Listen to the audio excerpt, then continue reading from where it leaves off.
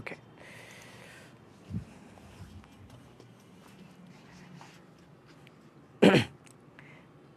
Dear student, সবাইকে শুভেচ্ছা জানাচ্ছি আজকের ক্লাসে। আশা করি সবাই ভালো আছো, সবাই সুস্থ আছো।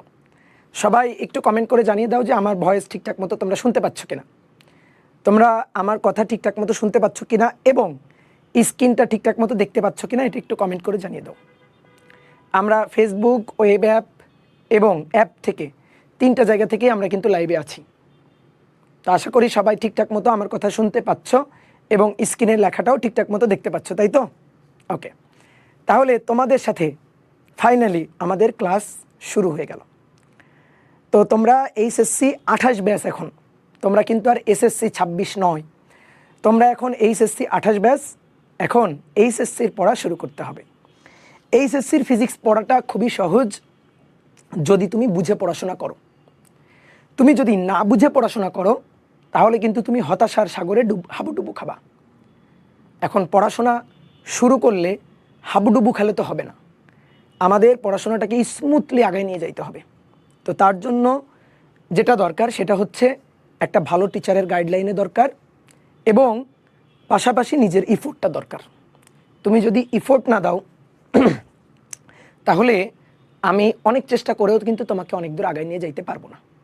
তো তোমার থেকে 100% ইফোর্ট থাকতে হবে, যেন পড়াশোনার দিক দিয়ে কোনোভাবে কোনো ছাড় বা কম্প্রোমাইজ তুমি না করো। দেখো, আজকে প্রথম ক্লাসে অনেক স্টুডেন্ট যুক্ত আছে লাইভে। আস্তে আস্তে দিন যাবে, দেখবা লাইভে স্টুডেন্টের সংখ্যাটা কমতে থাকবে। এটার কারণ হচ্ছে কি, ওই যে যাদের ধৈর্য কম, যাদের মোটিভেশনে ল্যাক আছে, তারা কিন্তু আস্তে আস্তে সরে পড়বে। এবং দেখা যাবে আজকে তুমি যে লাইভ ক্লাসটা শুরু করলা, তুমি যদি আমার সাথে কন্টিনিউ করে যাইতে পারো, প্রত্যেকটা ক্লাস লাইভে করে ফেলতে পারো, সেই অনুযায়ী বাসায় প্র্যাকটিস করতে পারো, তাহলে তোমার সিলেবাসটা আগাবে। তুমি কলেজের পরীক্ষাতে ভালো করতে পারবা। কলেজের পরীক্ষা কেন, সামনে যত পরীক্ষা হবে সকল পরীক্ষাতেই তুমি ভালো করতে পারবা।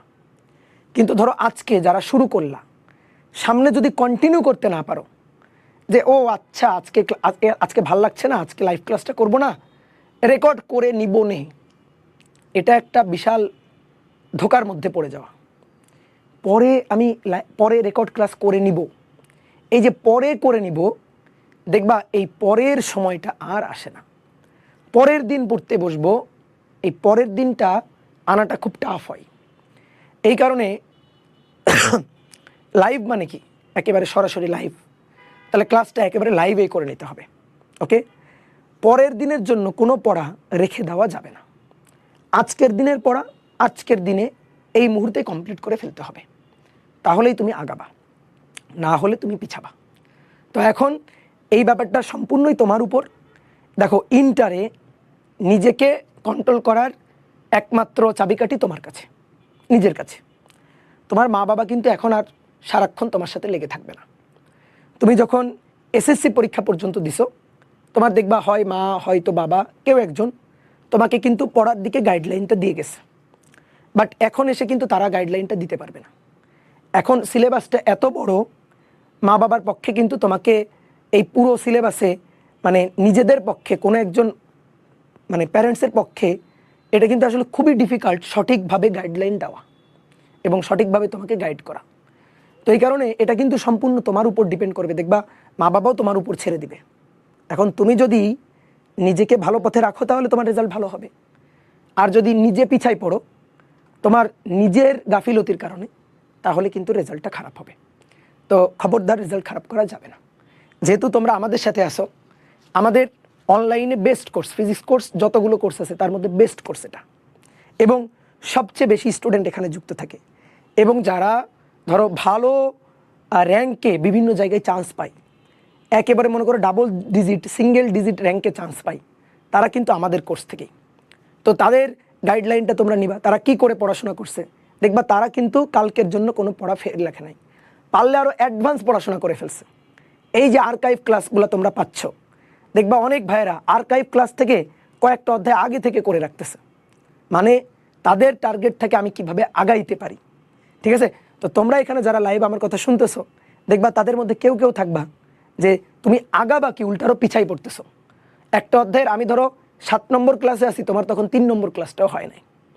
তো এইভাবে কিন্তু পিছানো যাবে না, লাইভে ক্লাসটা করে নিতে হবে। আর যখন তুমি আমার ক্লাসটা করবা তখন যে কাজগুলো করতে হবে, দেখো 9-10 তোমার যখন সিলেবাসটা ছোট ছিল তখন তুমি খুব সুন্দর করে খাতায় নোট টোট করছো, অনেক সময় পাইছো, করছো, সেটা ঠিক আছে। কিন্তু এখন এসে কিন্তু নোট করার জন্য খুব বেশি সময় খরচ করা যাবে না। লাইভে আমি ক্লাসটা শেষ করব, হয়তো তুমি কোনো একটা স্লাইড লিখতে পারবে না, আমি স্লাইড চেঞ্জ করে ফেলবো, কিন্তু ক্লাসটা শেষ হওয়ার সাথে সাথে 10 মিনিটের মধ্যে তোমার কভার করে ফেলতে হবে, 10-15-20 মিনিটের মধ্যে কভার করে ফেলতে হবে। এটা যদি না করতে পারো তাহলে কিন্তু হবে না। অনেকে কি করো, যখন তুমি লেকচার লিখো তখন একটা লাল কলম, একটা নীল কলম, একটা পেন্সিল, একটা রাবার, বুঝছো, একটা সবুজ কলম, অনেকগুলো কলম একসাথে নিয়ে বসো। তারপরে কি করো, বিভিন্নভাবে সুন্দর করে নোট খাতাটাকে যেভাবে আমরা ডিজাইন করে সুন্দর করে লিখি ওইভাবে লিখো। দেখো এখন কিন্তু এগুলা করার দরকার নেই, এগুলা করা মানে সময় নষ্ট। সময়টাকে ভালো করে গুরুত্ব দিতে হবে। তুমি কত সুন্দর করে খাতাকে সাজাচ্ছ এর উপরে কিন্তু কোনো নাম্বার নাই, তোমার অ্যাকুরেসি আছে কিনা, স্পিড আছে কিনা, এর উপরে আসলে তোমার নাম্বার। প্রতিযোগিতার যখন তুমি অ্যাডমিশন টেস্টে পরীক্ষাগুলো দিবা তখন কম সময়ের মধ্যে কে সঠিকভাবে বেশি সংখ্যক কোশ্চেন অ্যান্সার করতে পারে সেই কিন্তু জিতে যাবে, সেই কিন্তু আগায় যাবে। তো ধরো কেউ একজন 10টা ম্যাথ করতে পারে ধরো আধা ঘন্টায়, আর কেউ একজন আধা ঘন্টাতে 2টো ম্যাথ করতে পারে, কিন্তু 2টো ম্যাথ এত সুন্দরভাবে করে, মানে এত সুন্দরভাবে কোনো জায়গায় কলম ছড়ানোর জায়গা নেই। আর কেউ আধা ঘন্টার মধ্যে 10টা ম্যাথ করতে পারে, কার অ্যাকুরেসি বেশি? যে আধা ঘন্টার মধ্যে 10টা ম্যাথ করতে পারে ওর অ্যাকুরেসিটাই বেশি, ওর স্পিডটা বেশি, ও বেশি মার্ক আনতে পারবে। ধরো এক একটা ম্যাথে 10 মার্ক করে ধরলাম, তাহলে তুমি আধা ঘন্টার মধ্যে 2টো যদি করতে পারো তুমি পাবা 20 মার্ক। আর ও আধা ঘন্টার মধ্যে যদি 10টা করতে পারে, ধরো 10টার মধ্যে 2টো ভুলও গেল, তাহলে ও পাবে 80 মার্ক। তাহলে কি পরিমাণ আগায় যাবে চিন্তা করতে পারতেছো? তো এই কারণে তুমি ওই অনেকগুলো কলম টলম নিয়ে বেশ খাতায় ডেকোরেশন করে নোট করার দরকার নাই। 1 নং প্রশ্নের উত্তর বা একটা টপিক লিখে একটা বক্স করা, নিচে মনে করো পদ্মা সেতুর ঢেউ দেওয়া, এগুলোর আসলে কোনো দরকার নেই এখন।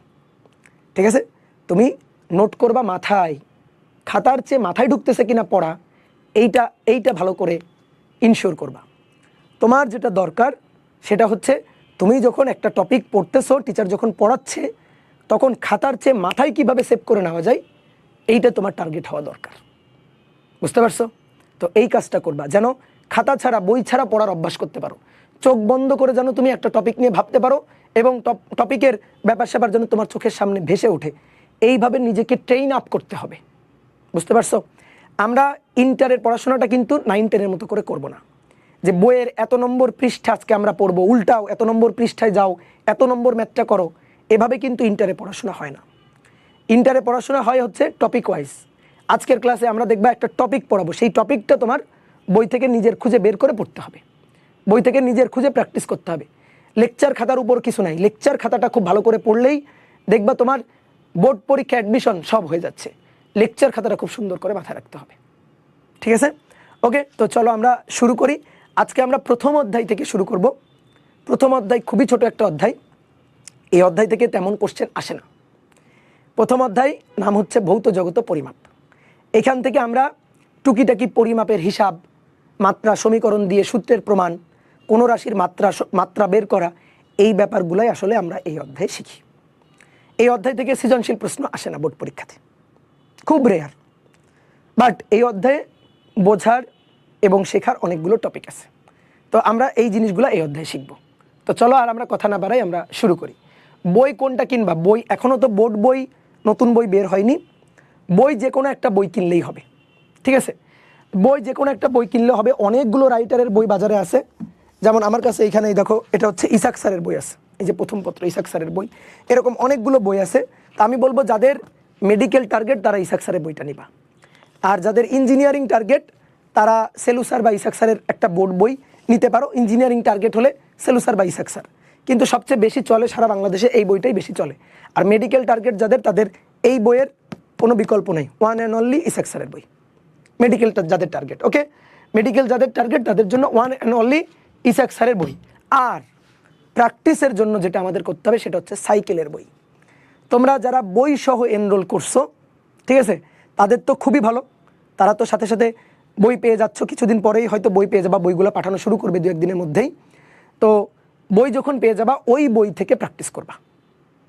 প্র্যাকটিসের জন্য এসিএস এর physics cycle, math cycle, chemistry cycle এই বইগুলোর উপরে কোনো বই নাই প্র্যাকটিসের জন্য। এই বইগুলোতে তুমি কি পাবা? টাইপ ভিত্তিকভাবে প্রত্যেকটা অধ্যায়ের বিভিন্ন জায়গায় আসা কোশ্চেন, বিভিন্ন বইয়ের কোশ্চেন, এবং কিছু মনে করো যে এমন কোশ্চেন আছে যেটা কোনো বইতে নাই, যেগুলো আমরা ধরো ক্লাসে করাবো বা আমাদের বইয়ে আছে, এরকম কিছু স্পেশাল কোশ্চেন, মানে প্র্যাকটিসের জন্য ইচ অ্যান্ড এভরিথিং ওই বই আছে। ওইটা করলে তোমার বোর্ড পরীক্ষা থেকে অ্যাডমিশন সব হয়ে যাবে। ওই বইটা খুব ভালো করে প্র্যাকটিস করে রাখতে পারলে তুমি কোথাও আটকাবে না, বোর্ড পরীক্ষাতেও না, অ্যাডমিশনেও না, কোথাও আটকাবে না।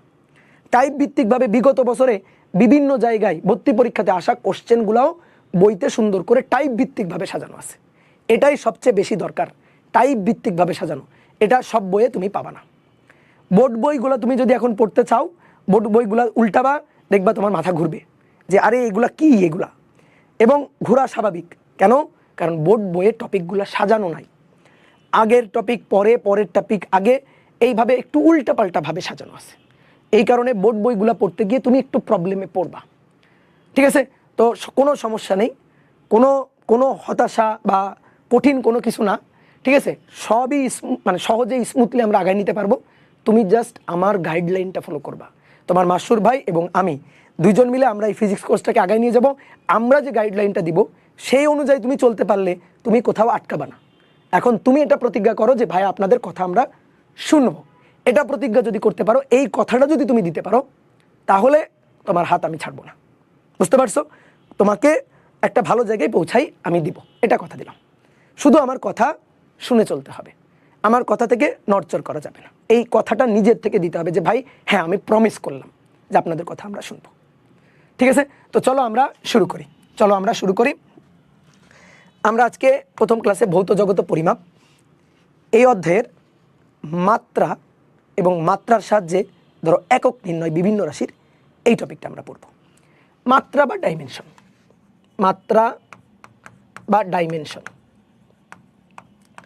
মাত্রা কি? দেখো, বিভিন্ন রাশি যেমন মৌলিক রাশি বা যৌগিক রাশি। আমি একটা ভৌত রাশির উদাহরণ দিই। ধরো কোনো একটা ভৌত রাশি, যেমন ধরো বেগকে ভি দিয়ে প্রকাশ করা হয়। বেগের সূত্র কি আশা করি তুমি জানো। বেগ হচ্ছে সরণের পরিবর্তনের হার, তাহলে s/টি।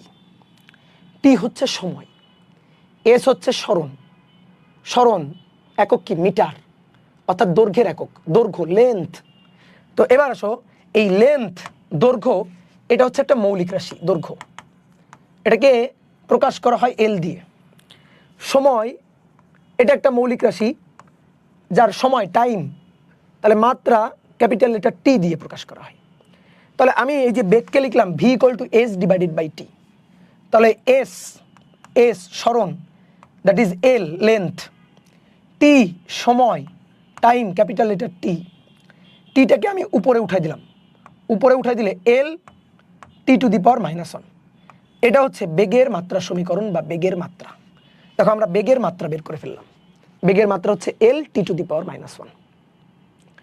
এবার কথা হচ্ছে ভাই মাত্রাটা কি, আসলে সংজ্ঞা কি লিখবো? বুঝলাম এভাবে মাত্রা বের করতে হয়, এটা আমরা 9-10-এ করে আসছি, সহজ জিনিস। তো মাত্রার ডেফিনেশনটা কি? মাত্রার ডেফিনেশনটা হচ্ছে, দেখো বেগ হচ্ছে একটা ভৌত রাশি, একটা যৌগিক রাশি। কেন? কারণ বেগ নির্ভর করে সময় এবং সরণের উপর। তাহলে যে সকল রাশি অন্য কোনো রাশির মাধ্যমে লাভ করা যায়, অর্থাৎ যে কোনো একটা ভৌত রাশিকে ভাঙলে যদি অন্যান্য মৌলিক রাশি পাওয়া যায়, সহজ কথা, তাহলে তাকে বলা হয় যৌগিক রাশি। অর্থাৎ যে রাশি অন্যান্য রাশির উপর নির্ভর করে সে হচ্ছে যৌগিক রাশি। তো বেগ কি সময়ের উপর নির্ভর করে না, বেগ সরণের উপর নির্ভর করে না, তাহলে এটা হচ্ছে একটা যৌগিক রাশি। এই যে যৌগিক একটা রাশি, একটা ভৌত রাশি, এই ভৌত রাশিতে উপস্থিত মৌলিক রাশি কয়টা? দুটো। এই মৌলিক রাশি, এই যে মৌলিক রাশি বেগ যে ডিপেন্ড করতেছে সরণ এবং সময়, এই যে দুইটা মৌলিক রাশির উপর, তাহলে এই মৌলিক রাশির মধ্যে সম্পর্কটা কেমন, সূচক কেমন? মানে সহজ কথা, বেগের সমীকরণে স্মরণ উপরে আছে নাকি নিচে, বেগের সমীকরণে সময় উপরে নাকি নিচে, সময়ের পাওয়ার কত, ঠিক আছে, এই ব্যাপারগুলা আমরা যে সমীকরণের সাহায্যে বুঝতে পারি সেটাকেই বলা হয় মাত্রা, সেটাকেই বলা হয় মাত্রা। যেমন বেগ দুটো মৌলিক রাশির উপর নির্ভরশীল, একটা হচ্ছে স্মরণ এবং একটা হচ্ছে সময়। তাহলে আমি যদি তোমাকে বলি বেগের মাত্রা, আমি যদি তোমাকে বলি দেখো বেগের মাত্রা L_(t⁻⁻1), তুমি তখন বুঝে যাবা যে ও আচ্ছা, তাহলে বেগের মাত্রাতে অর্থাৎ বেগের সূত্রে স্মরণ লেন্থ এটার সাথে সমানুপাতিক। দেখো এর পাওয়ার 1, পাওয়ার কত 1, তাহলে 1 পাওয়ার যদি 1 হয় তাহলে বেগের সাথে স্মরণ হচ্ছে সমানুপাতিক অর্থাৎ ভগ্নাংশের উপরে, এবং টি এর সাথে ইনভার্স সম্পর্ক, তাহলে টি হচ্ছে সময়, তাহলে সময়ের সাথে ইনভার্স, তাহলে সময়ের সাথে ব্যস্তানুপাতিক অর্থাৎ সময়টা থাকবে নিচে। তাহলে কোনো ভৌত রাশিতে উপস্থিত মৌলিক রাশিগুলোর সূচককে মাত্রা বলে। সহজ কথা, কোনো একটা ভৌত রাশি, এই ভৌত রাশিতে উপস্থিত মৌলিক রাশিগুলোর সূচককে আমরা কি বলি, সূচককে আমরা মাত্রা বলি। বলো বুঝতে পারছো কিনা? কোনো একটা ভৌত রাশিতে উপস্থিত মৌলিক রাশিগুলোর সূচককে আমরা মাত্রা বলি। তাহলে আসো এবার আমরা মাত্রার সংজ্ঞাটা তাহলে লিখি। মাত্রা কিন্তু বের করা শিখে গেছি। আর মাত্রা সমীকরণ লিখলে একটা থার্ড ব্র্যাকেট দিতে হয়। কি দিতে হয়? একটা থার্ড ব্র্যাকেট দিতে হয়। ওকে, তাহলে মাত্রার সংজ্ঞাটা কি? মাত্রার সংজ্ঞাটা হচ্ছে কোনো ভৌত রাশিতে উপস্থিত, কোনো ভৌত রাশিতে উপস্থিত মৌলিক রাশিগুলোর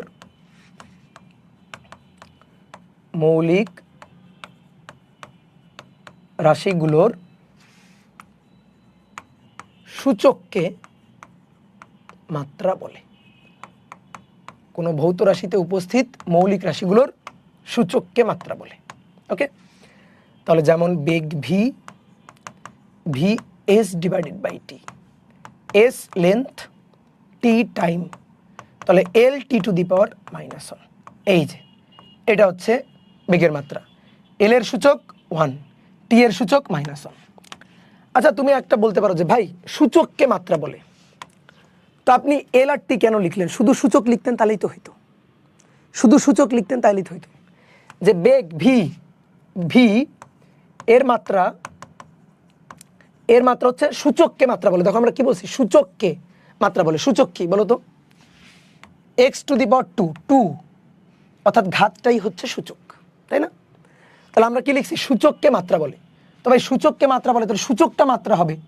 আপনি এল এবং টি এটা কেন লিখলেন? এল এবং টি তো লেখার দরকার নেই। আচ্ছা এল এর পাওয়ার 1, টি এর পাওয়ার -1, তাহলে সূচককে মাত্রা বলে মানে কি? 1 -1 না, 1 এবং -1 এটা কি মাত্রা বলে? এখন এই সূচক কি মানে এভাবে লিখলে তুমি বুঝতে পারবা যে আমি কোনটার সূচক কি লিখছি। বলো কোনটার সূচক কি লিখছি, এটা কি তুমি বুঝতে পারবা? না। যে ভাই এই 1 কার সূচক, এল এর না টি এর? -1 কার সূচক, এল এর না টি এর? তাহলে ঘাড়ের উপর যা বসছে সেটা যদি লিখতে হয়, ওরা তো কারো না কারো ঘাড়ের উপর বসতে হবে। তাহলে কার ঘাড়ের উপর বসবে তাকে তো আগে লিখতে হবে, না হলে তুমি বসাবা কেমনে? এই সূচকগুলা কি হবে? এল এবং টি এর ঘাড়ে বসবে।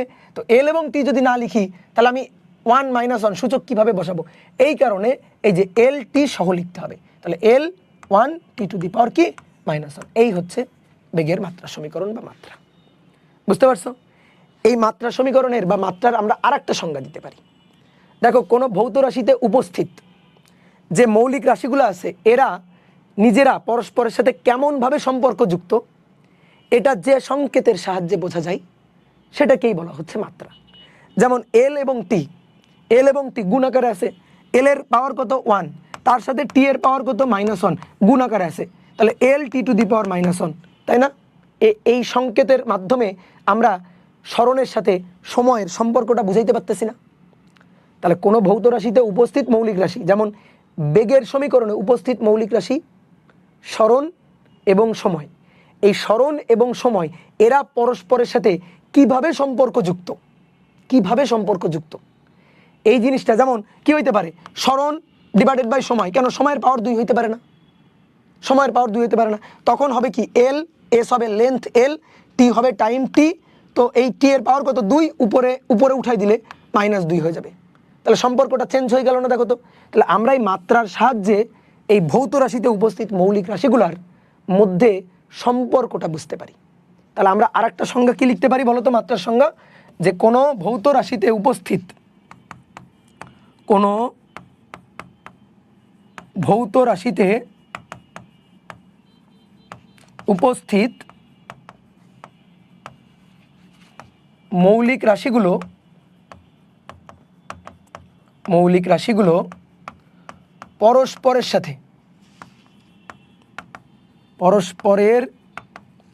সাথে কিভাবে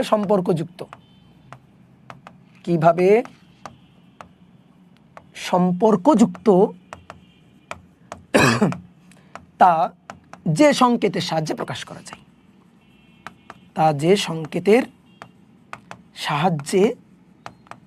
প্রকাশ করা যায়, প্রকাশ করা যায় তাকে মাত্রা বলে। এই হচ্ছে মাত্রার আরেকটা সংজ্ঞা। এবং মাত্রার সাহায্যে আমরা আর কি বুঝতে পারি? মাত্রার সাহায্যে আমরা একক নির্ণয় করতে পারি। কেউ যদি আমাকে বলে যে ভাই বেগের মাত্রা LT⁻⁻1, ভাই এখান থেকে আমরা একক বের করে ফেলতে পারি। কিভাবে? এল হচ্ছে লেন্থ, তাহলে লেন্থ দৈর্ঘ্য একক মিটার, এসআই একক। আর টি টাইম, সময়ের একক সেকেন্ড, তাহলে সেকেন্ড তার উপর কি ইনভার্স 1, তাহলে -1, তাহলে মিটার পার সেকেন্ড। এই যে এটা হলো বেগের একক। তাহলে আমরা মাত্রার সাহায্যে কি বের করতে পারি? মাত্রার সাহায্যে আমরা এককও বের করতে পারি। ওকে, তাহলে মাত্রাটা বুঝতে পারছো? এইবার শোনো, আমরা কোনো রাশির মাত্রা বের করতে গেলে ওই রাশির সূত্রটা আমাদের জানা লাগবে। দেখো বেগের সূত্র আমরা জানি বলে আমরা বেগের মাত্রা বের করতে পারছি।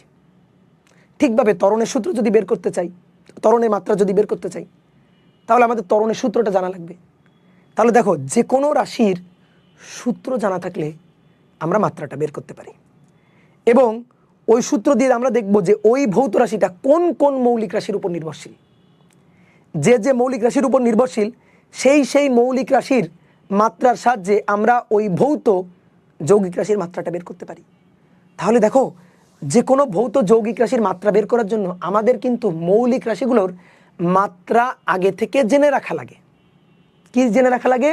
মৌলিক রাশিগুলোর মাত্রা আগে থেকে জেনে রাখা লাগে। এরকম মৌলিক রাশি কয়টা আছে? 7টা। কয়টা আছে? 7টা মৌলিক রাশি আছে। এই 7টা মৌলিক রাশির মাত্রা যদি আমরা জানি তাহলে যে কোনো মাত্রা আমরা বের করতে পারবো। তাহলে দেখি তো, আসো তো 7টা মৌলিক রাশির মাত্রা একটু আমরা জানি। তাহলে মৌলিক রাশির মাত্রা, মৌলিক রাশিগুলোর মাত্রা। আসো আমরা প্রত্যেকটা মৌলিক রাশিকে এখানে একটু লিখি, একটা ছকের মতো তৈরি করে ফেলি। মৌলিক রাশি 7টা। 1 2 3 4 5 1 2 3 4 5 6 7।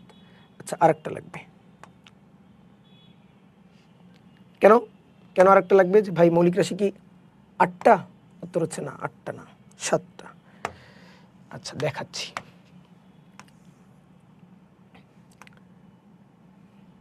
1 2 3। ওকে, এবার দেখো এখানে লিখব নাম, এখানে লিখব তাদের প্রকাশ, এখানে লিখব নাম,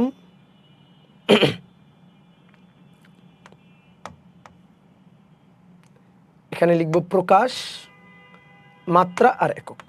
ওকে, কিভাবে প্রকাশ করা হয়? মাত্রা এবং লাস্টে লিখব একক। আসো প্রথমে আসো ভর। ভরকে প্রকাশ করা হয় এম দিয়ে। ভরের মাত্রা, ভর মাস, তাহলে এম, ক্যাপিটাল লেটার এম, মাত্রা। একক কি? একক হচ্ছে এসআই একক, কেজি। এছাড়া গ্রাম, পাউন্ড, আরও একক আছে। ওকে, আমরা এসআই এককটাই লিখতেছি। ওকে, এবার আসো দৈর্ঘ্য। দৈর্ঘ্য, লেন্থ। তো দৈর্ঘ্যকে আমরা এল দিয়ে প্রকাশ করতে পারি, এস দিয়ে প্রকাশ করতে পারি, ডি দিয়ে প্রকাশ করতে পারি। ঠিক আছে, স্মরণ হইলে এস দিয়ে প্রকাশ করি, দূরত্ব হইলে তখন ডি দিয়ে প্রকাশ করি, আমরা এক্স দিয়েও প্রকাশ করি। ঠিক আছে, অনেক কিছু দিয়ে দৈর্ঘ্যকে প্রকাশ করা যায়। মাত্রা কিন্তু এত কিছু না, মাত্রা হচ্ছে দৈর্ঘ্য মানে কি লেন্থ এল, মাত্রা এল। একক কি হবে? একক হচ্ছে এস একক, মিটার। সময়, সময় প্রকাশ করা হয় টাইম টি দিয়ে, ছোট হাতের টি দিয়ে আমরা সময় প্রকাশ করি। এবার টাইম, TIME, ক্যাপিটাল লেটার টি। দেখো মাত্রা হচ্ছে, মাত্রা হচ্ছে মানে রাশিটার নামের ফার্স্ট ক্যাপিটাল লেটার। ঠিক আছে, তাহলে টাইম ক্যাপিটাল লেটার টি। একক কি? একক হচ্ছে সেকেন্ড। এবার আসো তাপমাত্রা। তাপমাত্রা, তাপমাত্রাকে থিটা দিয়ে, টি দিয়ে, ছোট টি দিয়ে, অনেক কিছু দিয়ে প্রকাশ করে। এবার তাপমাত্রার মাত্রা কি হবে? তাপমাত্রা কি? Temperature, temperature. তাহলে প্রথম লেটারটা কি? টি, টি। তাহলে ক্যাপিটালি, ক্যাপিটাল লেটার আমরা লিখব, তাহলে টি, মাত্রা। হলো না? হলো না। কেন হলো না? আমরা কার মাত্রা লিখতেছি? তাপমাত্রা। তো দেখো টি দিয়ে যদি তাপমাত্রা লিখি তাহলে তো টি দিয়ে টি দিয়ে টাইম, টাইমের মাত্রাও বোঝা যায়। অলরেডি টিটা খরচ হয়ে গেছে। টি যেহেতু খরচ হয়ে গেছে, টি যেহেতু খরচ, টি দিয়ে আর আমি তাপমাত্রার মাত্রাকে প্রকাশ করতে পারবো না, কারণ টি অলরেডি টাইম নিয়ে চলে গেছে। তাহলে আমরা টেম্পারেচারের মাত্রা কি দিয়ে প্রকাশ করব? তখন আমরা কি করব? তখন আমরা অন্য কোনো পন্থা বা অবলম্বন উপায় করব। তাহলে কি সেটা? যে টেম্পারেচারের মাত্রাটাকে আমরা থিটা দিয়ে অথবা কে দিয়ে লিখতে পারি। থিটা দিয়ে অথবা কে দিয়ে প্রকাশ করতে পারি। কে হচ্ছে একক থেকে আসছে, কেলভিন। আর থিটা হচ্ছে এই যে থিটা দিয়ে প্রকাশ করি না, থিটা দিয়ে তখন মাত্রাটাকেও বোঝানো যাবে। তাহলে থিটা অথবা কে দিয়ে প্রকাশ করি। একক কি হবে? একক কেলভিন বা ডিগ্রি সেলসিয়াস বা ডিগ্রি ফারেনহাইট, এরকম অনেক একক আছে। এবার আসো তড়িৎ প্রবাহ। তড়িৎ প্রবাহ, তড়িৎ প্রবাহকে প্রকাশ করা হয় আই দিয়ে বা ছোট হাতের আই দিয়ে। তড়িৎ প্রবাহের মাত্রা কি হবে? তড়িৎ প্রবাহের মাত্রা কারেন্ট সি দিয়ে? নো, সি দিয়ে প্রকাশ করব না। তড়িৎ প্রবাহের মাত্রা কারেন্ট, অ্যাম্পিয়ার, অ্যাম্পিয়ার দিয়ে অথবা আই দিয়ে প্রকাশ করব। ক্যাপিটাল লেটার আই অথবা ক্যাপিটাল লেটার এ দিয়ে আমরা প্রকাশ করব। এটা আসছে অ্যাম্পিয়ার থেকে, একক হচ্ছে অ্যাম্পিয়ার, এ। বুঝতে পারছো? এটার বাংলা নাম অ্যাম্পিয়ার। তো সেই অ্যাম্পিয়ার থেকে এ আসছে। এবার আসো দীপন তীব্রতা। দীপন তীব্রতাকে প্রকাশ করা হয় IV দিয়ে। এর মাত্রা হচ্ছে, দীপন তীব্রতার মাত্রা হচ্ছে জে, এবং দীপন তীব্রতার একক হচ্ছে ক্যান্ডেলা, সিডি। সিডি এটা হচ্ছে একটা মৌলিক রাশি, দীপন তীব্রতা। আর একটা মৌলিক রাশি হচ্ছে পদার্থের পরিমাণ। লাস্ট, পদার্থের পরিমাণ। পদার্থের পরিমাণকে প্রকাশ করা হয় এন দিয়ে, মানে মোল সংখ্যা এন। তাহলে মাত্রা হবে MOL আর একক হবে MOLE, মোল। মাত্রাও কি? মোল। এককও কি? মোল। কিন্তু মাত্রা লেখার সময় ই দিব না আমরা, MOL, মাত্রা। আর যখন একক লিখব তখন লিখব MOLE। এই হচ্ছে কাহিনী। এই সাতটা যদি তুমি জানো, বিশ্বাস করো যে কোনো রাশির মাত্রা তুমি বের করতে পারবা, সেটা যত কঠিনই হোক। এবার আমরা এক এক করে অনেকগুলো রাশির আমরা মাত্রা বের করব। তো চলো আমরা শুরু করি।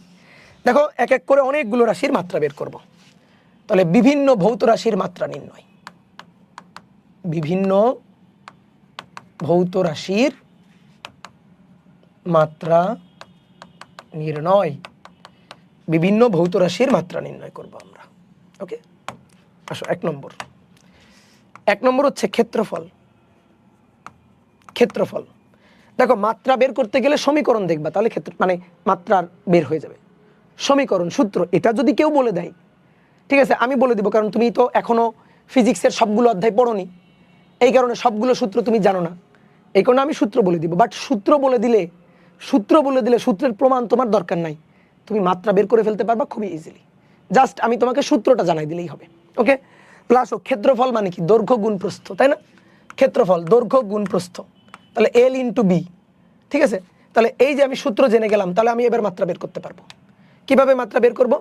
ক্ষেত্রফল এল ইন্টু বি, দৈর্ঘ্য গুণ প্রস্থ, বাই দৈর্ঘ্যের মাত্রা কি এল, প্রস্থের মাত্রা কি এল, তাহলে এল ইন্টু এল মানে কি এল স্কোয়ার। এই যে এটা হচ্ছে ক্ষেত্রফলের মাত্রা, এল ইন্টু এল। তাহলে এল কয়টা? দুইটা, তাহলে এল স্কোয়ার। এটা হচ্ছে ক্ষেত্রফলের মাত্রা। একক কি? একক হচ্ছে লেন্থের বর্গ, তো লেন্থ মিটার একক, তাহলে মিটার স্কোয়ার। এবার আসো 2 নম্বর। 2 নম্বর হচ্ছে আয়তন। আয়তন ভি দিয়ে প্রকাশ করা হয়। ভি হচ্ছে দৈর্ঘ্য গুণ প্রস্থ গুণ উচ্চতা। ঠিক আছে, অর্থাৎ এল কিউব। ধরো একটা ঘনকের বাহুর দৈর্ঘ্য কত? এল। ঘনকের বাহুর দৈর্ঘ্য এল, তাহলে তার আয়তন হবে এল কিউব। তাহলে এখান থেকে আমরা যদি এবার মাত্রা বের করি, তাহলে এল কিউব, লেন্থ কিউব, তাহলে এল টু দি পাওয়ার 3। একক কি হবে? একক হবে মিটার কিউব। ডান। এবার 3 নম্বর ঘনত্ব। ঘনত্বকে রো দিয়ে প্রকাশ করা হয়, rho. Rho equal to M divided by V. হয়ে গেছে। রো ইকুয়াল টু যদি এম ডিভাইডেড বাই ভি হয়, আসো হিসাব করি। এম ভর, বড় হাতের এম, ভি আয়তন, একটু আগে তুমি বের করছো এল টু দি পাওয়ার 3, তাহলে উপরে নিয়ে যদি আমরা লিখি তাহলে হবে M L to the power -3। এই যেটা M L to the power -3। একক কি হবে? একক হবে এম ভর, কেজি, এল দৈর্ঘ্য, মিটার, তাহলে কেজি পার মিটার কিউব। একক। মাত্রা লিখলে আমরা থার্ড ব্র্যাকেটে লিখব, একক লিখলে থার্ড ব্র্যাকেটে লেখার দরকার নেই। ওকে, তাহলে দেখো মাত্রা একক সুন্দর করে আমরা বের করে ফেলতে পারতেছি। এবার আসো বেগ। একটু আগে আমরা বেগ বের করছি, কিন্তু বেগ থেকে এরপর আরও অনেক কিছু বের করবো বলে বেগটাকে আমি আবার লিখতেছি। সরণের পরিবর্তনের হার, তাহলে সরণ মৌলিক রাশি, সরণকে কি আর ভাঙা যায় না? তাহলে সরণ মৌলিক রাশি লেন্থ, সময় টি, তাহলে এল টি টু দি পাওয়ার -1। একক কি হবে? লেন্থ মিটার, টাইম টি, একক সেকেন্ড, তাহলে metre per second. Metre per second. 5 নম্বর কি বের করবো বলো? ত্বরণ। ত্বরণের সূত্র আমরা জানি, হ্যাঁ, ত্বরণ হচ্ছে বেগের পরিবর্তনের হার, তাহলে বেগ ভি ডিভাইডেড বাই টাইম টি। দেখো বেগের মাত্রা একটু আগে আমরা বের করছি, ওই যে উপরে আছে কত? এল টি টু দি পাওয়ার -1। তাকে আবার ভাগ দিব সময় দিয়ে, সময়ের মাত্রা ক্যাপিটাল লেটার টি। এই টিটা যদি উপরে উঠে যায় তাহলে এল টি টু দি পাওয়ার -1, দেন আবার টি টু দি পাওয়ার -1, তাহলে কত হলো? টি টু দি পাওয়ার -2 হলো, তাহলে এল টি টু দি পাওয়ার -2। ত্বরণের একক কি হবে? এল মিটার, টাইম টি সেকেন্ড, তাহলে মিটার পার সেকেন্ড স্কোয়ার ত্বরণের একক। এবার আসো বল। বল হচ্ছে এফ। বল একটা যৌগিক রাশি এফ। এফ কার উপর ডিপেন্ড করে? এম এবং এর উপর। এ হচ্ছে একটা মৌলিক রাশি, সরি এম হচ্ছে একটা মৌলিক রাশি, এ কিন্তু আবার যৌগিক রাশি। এ মানে ত্বরণ, ত্বরণ মানে বেগ বাই সময়, আবার বেগ মানে সরণ বাই সময়। দেখো সব কিছু উপরে বের করা আছে, সব কিছু উপরে বের করা আছে, আছে না? তাহলে F equal to M A, F equal to M A, M ভর ক্যাপিটাল লেটার এম, এ এ হচ্ছে এল টি টু দি পাওয়ার, ওই যে উপরে এল টি টু দি পাওয়ার -2 হয়ে গেল। তাহলে এইটা হচ্ছে বলের মাত্রা। বলের একক কি হবে? বলের একক হবে এম কেজি, এল মিটার, আর টি টু দি পাওয়ার -2 মানে পার সেকেন্ড স্কোয়ার। হয়ে গেল kg metre per second square. এই kg metre per second square, এটার আরেকটা নাম আছে নিউটন, এটাকে এন দিয়ে প্রকাশ করা হয়। তাহলে বলের আরেকটা একক হচ্ছে নিউটন। কি দিয়ে প্রকাশ করা হয়? এন দিয়ে প্রকাশ করা হয়। ঠিক আছে, বলের আরেকটা একক হচ্ছে নিউটন। নিউটন, এটাকে আমরা কি দিই? এন দিয়ে প্রকাশ করি। 8 নম্বর আসো চাপ। চাপ মানে প্রেসার পি, বলো কি হবে? একক ক্ষেত্রফলে প্রযুক্ত বলকে চাপ বলে, তাহলে পি হবে এফ ডিভাইডেড বাই এ। বলকে ক্ষেত্রফল দিয়ে ভাগ দিব, এই যে বলের মাত্রা M L T to the power -2, তাকে ক্ষেত্রফল দিয়ে ভাগ দিব। ক্ষেত্রফল হচ্ছে এল স্কোয়ার, দিলাম ভাগ। তাহলে ভাগ দিলে কি দাঁড়াচ্ছে? এম, এল উপরে একটা নিচে দুটো, কাটাকাটি করে নিচে একটা এল, এলটা উপরে গেলে এল টু দি পাওয়ার -1। অথবা এল উপরে কত 1, নিচে কত 2, তাহলে 1 - 2 মানে -1। ওকে, এবার টি টু দি পাওয়ার কি, টি টু দি পাওয়ার -2। একক কি হবে ভরবেগের, ভরবেগের একক হবে এম কেজি, এল দৈর্ঘ্য তাহলে kg per metre per second square, এটা হচ্ছে পার সেকেন্ড স্কোয়ার, এটা হচ্ছে ভরবেগের মাত্রা। ওকে, ভরবেগের মাত্রা, সরি ভরবেগ বলতেছি, সরি ভরবেগ না, পি হচ্ছে চাপ, প্রেসারের মাত্রা। ঠিক আছে, প্রেসারের মাত্রা, প্রেসারের একক, প্রেসারের আরেকটা একক আছে, চাপের আরেকটা একক আছে, সেটা কি, চাপের একক হচ্ছে প্যাসকেল, চাপের আরেকটা একক আছে সেটা হচ্ছে প্যাসকেল, প্যাসকেল PA প্যাসকেল, অথবা নিউটন পার মিটার স্কোয়ার, এটাও একটা একক, নিউটন পার মিটার স্কোয়ার। কিভাবে, এফ হচ্ছে নিউটন, এ হচ্ছে মিটার স্কোয়ার, তাহলে একক কি হবে নিউটন পার মিটার স্কোয়ার। চাপের, ভরবেগ না, আমি পি দিয়ে মানে পি দিয়ে তো ভরবেগও বোঝাই, ওটা ভরবেগ পরেরটা করবো আর কি। এবার আসো ভরবেগ, ভরবেগ P equal to F V, sorry MV, ভর আর বেগের গুণফল, ভর এবং বেগের গুণফল, এম ভর ক্যাপিটাল লেটার এম, আর ভি বেগ, L T to the power -1, তাহলে ML T to the power -1। একক হবে kg metre per second, kg metre per second ভরবেগের একক। ডান, তাহলে দেখো তো কত সহজ না, বলো, এগুলো নাকি অনেকে পারে না। যে কোনো রাশির সূত্র, সমীকরণ জানলে আর তোমার কি আটকায় রাখবে, তুমি মাত্রা ইজিলি বের করে নিতে পারবা। ওকে, নাম্বার ভুল হয়েছে, আচ্ছা আচ্ছা আচ্ছা, ও ব্যাপার না, 6, 7, 8, ওকে হলো। এবার আসো 9 নম্বর, দেখি যতগুলো করা যায়। 9 নম্বর হচ্ছে কাজ, কাজ ডাব্লিউ। বলো কাজের সূত্র কি, ডাব্লিউ ইকুয়াল টু এফএস, না কাজের সূত্র কিন্তু ডাব্লিউ ইকুয়াল টু শুধু এফএস না, এফএস কস থিটা, এটা হচ্ছে সঠিক সূত্র। এবার আসো বলের মাত্রা, একটু আগে আমরা বের করলাম, বলের মাত্রা হচ্ছে ML T to the power -2। সরণের মাত্রা কি, সরণের মাত্রা এল, কস থিটা, কস থিটার কিন্তু কোনো মাত্রা নাই, আছে নাকি কস থিটার মাত্রা, ভাই কজ 60 ডিগ্রি কত, হাফ, এর আবার কিসের মাত্রা, এর আবার কিসের মাত্রা, তাহলে কস থিটার কোনো মাত্রা কিন্তু নাই, তাহলে মাত্রা হচ্ছে এফ এর মাত্রা হচ্ছে এস, তাহলে কি দাঁড়াচ্ছে, দাঁড়াচ্ছে ML square T to the power -2। তাহলে একক কি হবে, একক হবে kg metre square per second square. কাজের আরেকটা একক আছে, সেটা হচ্ছে জুল, জুল কাজের একক, জুল। এবার আসো 10 নম্বর, শক্তি। ভাই শক্তির যে কোনো শক্তি, বিভব শক্তি, গতিশক্তি, যান্ত্রিক শক্তি, মহাকর্ষ শক্তি, তড়িৎ শক্তি, যে কোনো ধরনের শক্তি, শক্তি, শক্তি আর কাজ একই না, তাহলে শক্তি আর কাজ যেহেতু একই, তাহলে শক্তির মাত্রা একক, কাজের মাত্রা এককও কি হবে, সেম। তারপরও আমি দু একটা করে দেখি। শক্তি, বলো কোন শক্তি বের করব, যে ভাই গতিশক্তি বের করেন, আচ্ছা আসো গতিশক্তি, গতিশক্তি, গতিশক্তি সূত্র E K equal to half MV square, শক্তির মাত্রা কাজের মাত্রা একই হবে, কিন্তু আমি করেই দেখাই, আসো বলো তো হাফ এর কি কোনো মাত্রা আছে, না এটা একটা সংখ্যা, এর আবার কি মাত্রা থাকবে, হাফের কোনো মাত্রা নাই, ভরের মাত্রা আছে M। বেগের বর্গ, তাহলে বেগ L T to the power -1 তার বর্গ, তাহলে কি দাঁড়ালো ML square T to the power -2। দেখো তো উপরেরটার সাথে ম্যাচ করলো কিনা, একক কি, একক ওই একই একক, kg metre square per second square, যেটাকে আমরা সংক্ষেপে কি বলি, জুল। ওকে, গেল এটা বিভব শক্তি, সরি গতিশক্তি।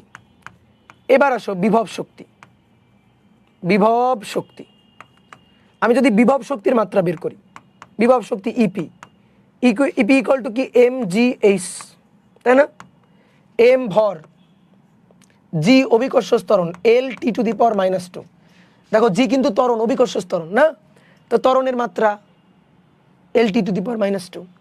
এই হাইট, হাইট লেন্থ L কি দাঁড়ালো একই, ML square T to the power -2। তাহলে এর এককও হবে সেম। ওকে, তাহলে শক্তি ডান। এবার আসো, এবার হচ্ছে কৌণিক বেগ, কৌণিক বেগ, ভাই বেগ শুনছি, কৌণিক বেগ তো শুনি নাই, হ্যাঁ এইবার দেখো কিছু রাশির মাত্রা বের করব যেগুলো তোমার কাছে অপরিচিত। ভাই অপরিচিত দিলে আমরা ছোট মানুষ কিভাবে পারবো? অবশ্যই পারবো। এটাই তো আমাদের টার্গেট, যে কোনো একটা রাশি আমরা চিনি না, জানি না, কিন্তু ওই রাশি রিলেটেড সূত্রটা যদি কেউ আমাদের বলে দেয় তাহলে আমি মাত্রা খুব ইজিলি বের করতে পারবো। জাস্ট ওই রাশি রিলেটেড সূত্রটা আমাকে বলে দিতে হবে। দেখো রৈখিক সরণের পরিবর্তনের হার হচ্ছে রৈখিক বেগ, যেটাকে আমরা বেগ নামে জানি। ঠিক একইভাবে কৌণিক সরণও ঘটে। কৌণিক সরণ কখন ঘটে আমি তোমাকে একটু জাস্ট বুঝাই। ধরো একটা বৃত্তাকার মাঠ আছে, এটা হচ্ছে মাঠের সেন্টার। তুমি এ বিন্দুতে ছিলা, এ বিন্দু থেকে ঘুরে এই বৃত্তাকার মাঠ ঘুরে এ থেকে তুমি বিতে গেছো, ধরো এই বি পয়েন্টে গেছো। তাহলে বি পয়েন্টে গেলে বি পয়েন্টে যদি তুমি যাও, বি পয়েন্টে গেলে তুমি দেখো তো এতটুকু কোণে ঘুরে গেছো না, এতটুকু কোণে ঘুরে গেছো। এই যে কোণে ঘুরে গেছো কেন্দ্রে উৎপন্ন এই কোণটাই হচ্ছে তোমার কৌণিক সরণ। বুঝছো? কেন্দ্রে এই যে কোণটা, এই কোণটাই হচ্ছে কৌণিক সরণ। এ থেকে বিতে যাইতে তোমার সময় লাগছে ধরো ডেল টি বা টি সময় লাগছে, আর তাতে তুমি কত কোণ উৎপন্ন করছো? থেটা, ডেল থেটা বা থেটা কোণ তুমি উৎপন্ন করছো। তাহলে কৌণিক বেগ হবে কৌণিক সরণের পরিবর্তনের হার। বুঝতে পারছো? কৌণিক বেগকে কি দিয়ে প্রকাশ করা হয় জানো? ওমেগা দিয়ে। ওমেগা যেমন বেগ ভি ইকুয়াল টু, দেখো ভি ইকুয়াল টু যেমন এস বাই টি, রৈখিক বেগ যেমন রৈখিক সরণের পরিবর্তনের হার, ঠিক তেমনি কৌণিক বেগকে ওমেগা দিয়ে প্রকাশ করা হয়। ওমেগা হচ্ছে, আমরা ডাব্লু লিখি না, এই ডাব্লুর মাথা দুইটা এরকম একটু বাঁকাই দিতে হবে, তাহলে সেটা হচ্ছে ওমেগা। এই চিহ্নটার নাম কি বলো? ওমেগা। আরেকবার বলো, ওমেগা। তাহলে ওমেগা হবে del theta divided by del T অথবা থেটা ডিভাইডেড বাই টি। এই যে theta divided by T. Theta কি? কোণ। কোণ কি? এত রেডিয়ান অথবা এত ডিগ্রি, ধরো 60 ডিগ্রি অথবা π/6 রেডিয়ান। বলো এর কি কোনো মাত্রা আছে? এই যে থেটা, এর কি কোনো মাত্রা আছে? তাহলে এর কোনো মাত্রা নাই, থেটার কোনো মাত্রা নাই। ওকে, তাহলে থেটার কোনো মাত্রা নাই, মাত্রা কার আছে? টি এর। তাহলে টি এর যদি মাত্রা থাকে, দেখো এবার আমি মাত্রাটা লিখতেছি, ভালো করে বোঝো। টি এর যদি মাত্রা থাকে, টি কি? টাইম টি, তাহলে ক্যাপিটাল লেটার টি, তাহলে মাত্রা হবে t⁻⁻1।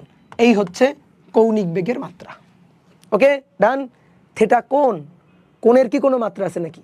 60 ডিগ্রি অথবা π/6 রেডিয়ান, এর তো কোনো মাত্রা নেই। তাহলে এর যদি কোনো মাত্রা না থাকে, টি এর মাত্রা আছে, তো টি এর মাত্রা কত? টি এর মাত্রা হচ্ছে ক্যাপিটাল লেটার টি, তাহলে ক্যাপিটাল লেটার টি উপরে নিয়ে t⁻⁻1। ডান। বলো তো পারবো না? তাহলে দেখো কোনো একটা রাশি আমরা চিনি না, জানি না, শুধু সূত্র জানছি, আমরা দেখো মাত্রা বের করতেছি। ওকে, এবার আসো কৌণিক কম্পাঙ্ক। কৌণিক কম্পাঙ্ক এটা হয়তো তুমি জানো। এই যে কৌণিক কম্পাঙ্ক ওমেগা, এই omega equal to 2πf। F হচ্ছে কম্পাঙ্ক, এফ হচ্ছে কম্পাঙ্ক। আশা করি তুমি জানো কম্পাঙ্ক এফ টি ইকুয়াল টু 1 না? কম্পাঙ্ক এবং পর্যায়কালের গুণফল 1 না? তাহলে বলো তো এফ ইকুয়াল টু কত হবে? 1/t। এই তো, গুড। এফ ইকুয়াল টু কি হবে? 1/t। তাহলে 2π এফ, এফ মানে কি? এফ মানে 1/t, তাহলে টি নিচে। বুঝতে পারছো? ও আচ্ছা, এর একক কি? এককটা লিখতে ভুলে গেছি। একক তুমি আমাকে বলো, এককটা তুমি আমাকে বলো।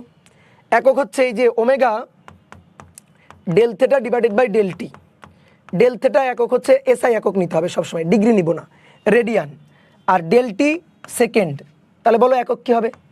তাহলে ওমেগার একক হবে rate per second, radian per second. এই যে এটা হচ্ছে একক, rate per second, per second না কিন্তু, রেট পার সেকেন্ড, এটা হচ্ছে একক। এবার আসো কৌণিক কম্পাঙ্ক ওমেগা 2πf, এফ মানে 1/t, বসালাম টি। 2π এর কি কোনো মাত্রা আছে? 2π কি? 2π রেডিয়ান, তাহলে ওর তো কোনো মাত্রা নেই, মাত্রা কিন্তু নেই। একক আছে, হ্যাঁ 2π রেডিয়ান, রেডিয়ান এটা একক, মাত্রা না কিন্তু। তাহলে 2π এর কোনো মাত্রা নাই, তাহলে মাত্রা কার আছে? মাত্রা আছে টি এর। এই যে টি, এই টিটা হচ্ছে পর্যায়কাল। টিটা কি? পর্যায়কাল। তো পর্যায়কাল কি? সময় না? তো সময়ের মাত্রা তো টি হবে, ক্যাপিটাল লেটার টি হবে। তাহলে কি হচ্ছে? t⁻⁻1। আসলেই হবেই তো। এটাও তো ওমেগা দিয়েই প্রকাশ করা হয়। কৌণিক কম্পাঙ্ককে ওমেগা দিয়ে লেখা হয়, কৌণিক বেগকে ওমেগা দিয়ে লেখা হয়। এই কারণে দেখো মাত্রাটা একই, মাত্রা একই, এককও একই। একক কি হবে? 2π রেডিয়ান, আর টি কি? সেকেন্ড। তাহলে একক হবে রেডিয়ান পার সেকেন্ড। কৌণিক কম্পাঙ্কের একক রেডিয়ান পার সেকেন্ড। বুঝতে পেরেছ? বুঝতে পেরেছ? আমি যদি বলতাম শুধু কম্পাঙ্ক, ভাই শুধু কম্পাঙ্ক মানে এফ, কৌণিক কম্পাঙ্ক মানে ওমেগা। আর শুধু কম্পাঙ্ক মানে এফ। এই যে এফটাই হচ্ছে শুধু কম্পাঙ্ক। এফ ইকুয়াল টু কত হবে? এফ ইকুয়াল টু পর্যায়কালের উল্টা 1/t। আমার কি বলতে হবে মাত্রা কত? বলতে হবে আমার 1/t।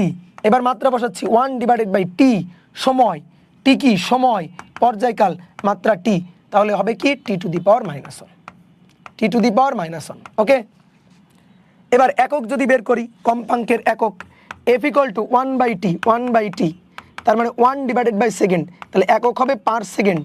একক কি হবে? একক হবে পার সেকেন্ড, বা পার সেকেন্ড মানে আরেকটা আছে, নাম আছে হার্টজ। কম্পাঙ্কের একক হার্টজ, কম্পাঙ্কের একক হার্টজ। বলো বুঝছো কিনা? কারো কোনো প্রশ্ন থাকলে বলো। থাকার কথা না, খুব ডিটেলস সুন্দর করে বুঝাই দিছি, খুব ডিটেলস আমরা সুন্দর করে বুঝে ফেলছি। ডান? ওকে, এইবার আসো, আমরা কৌণিক বেগ নিয়ে আলোচনা করলাম, তাহলে তো ভাই কৌণিক ত্বরণও হতে পারে। হ্যাঁ পারে। কৌণিক ত্বরণ, কৌণিক ত্বরণকে এ দিয়ে প্রকাশ করা হয় না, কি দিয়ে প্রকাশ করা হয়? আলফা দিয়ে। আলফা, এই যে এই চিহ্নটা আলফা। রৈখিক ত্বরণ এ যেমন রৈখিক বেগের পরিবর্তনের হার, অর্থাৎ del V by del T অথবা ভি বাই টি, তাই না?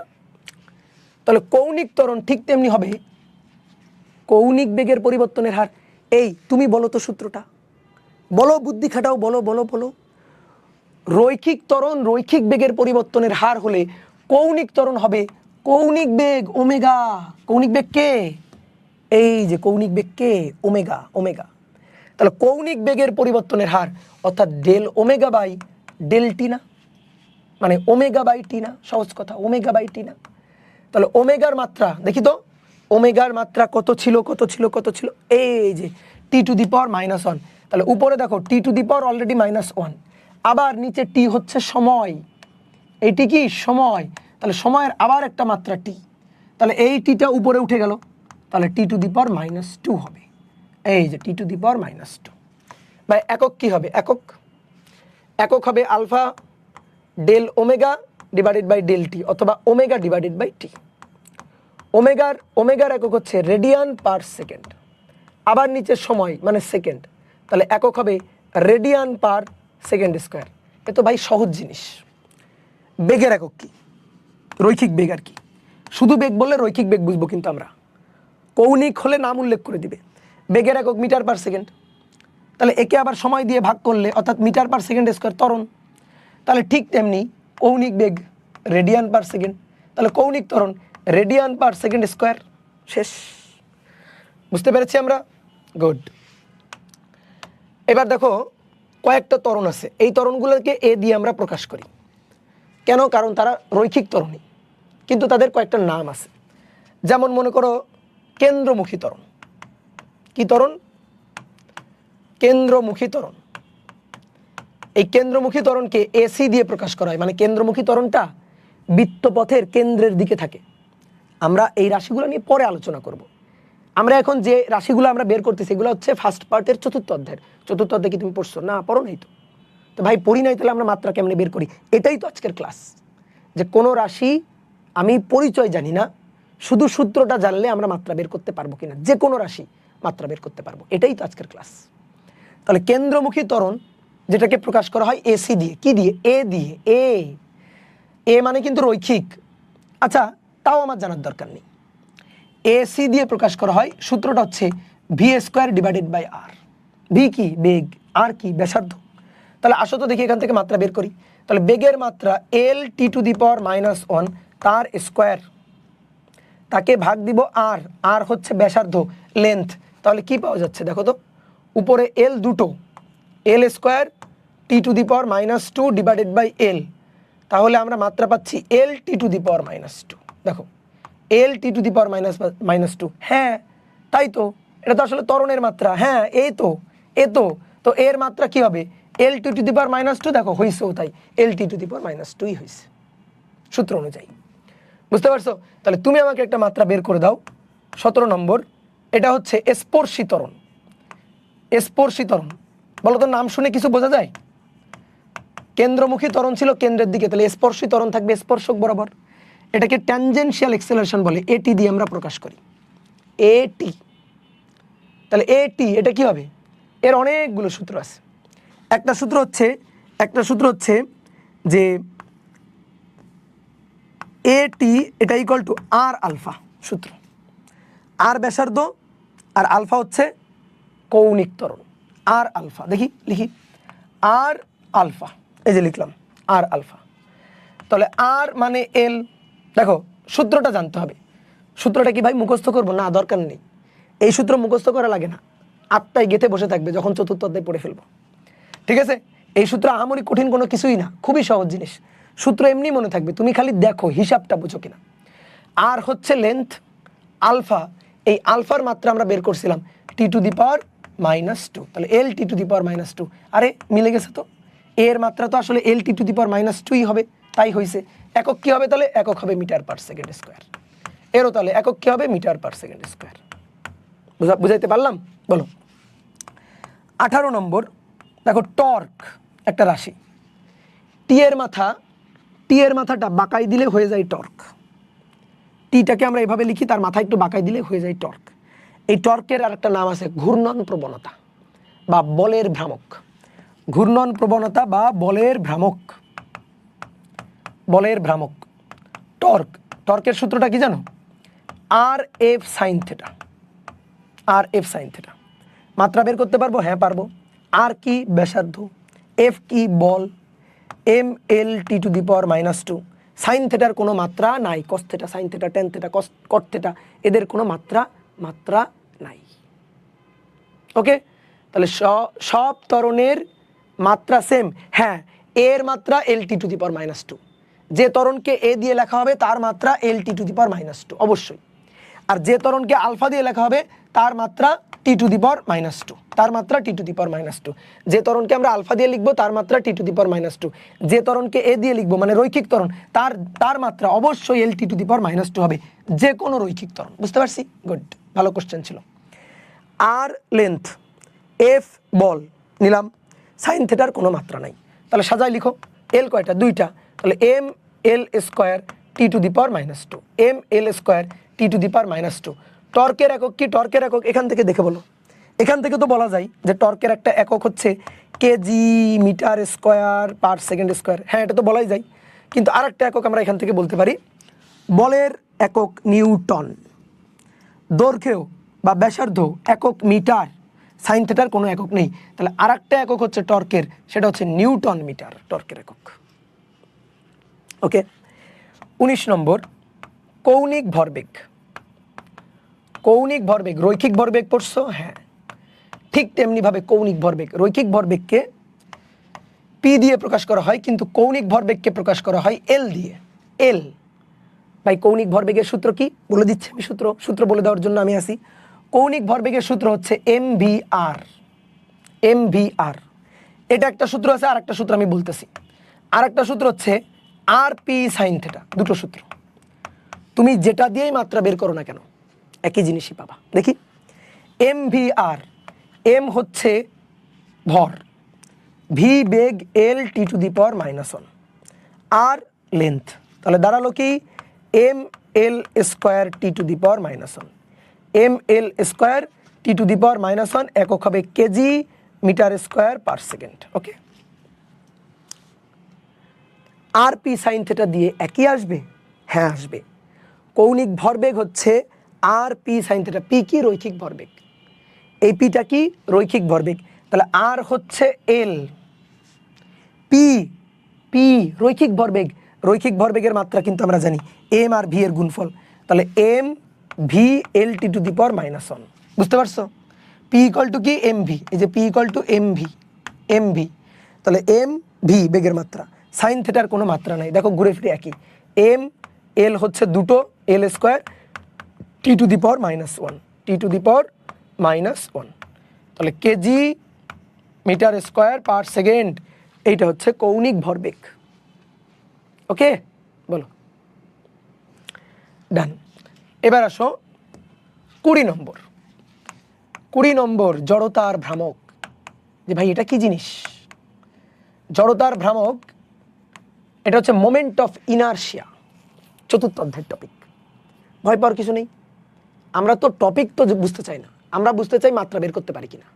এটাই তো আজকের ক্লাসের ম্যাজিক, যে আমি সূত্র জানলে যে কোনো রাশির মাত্রা হিসাব করতে পারি। জড়তার ভ্রামকের সূত্র হচ্ছে I equal to M R square.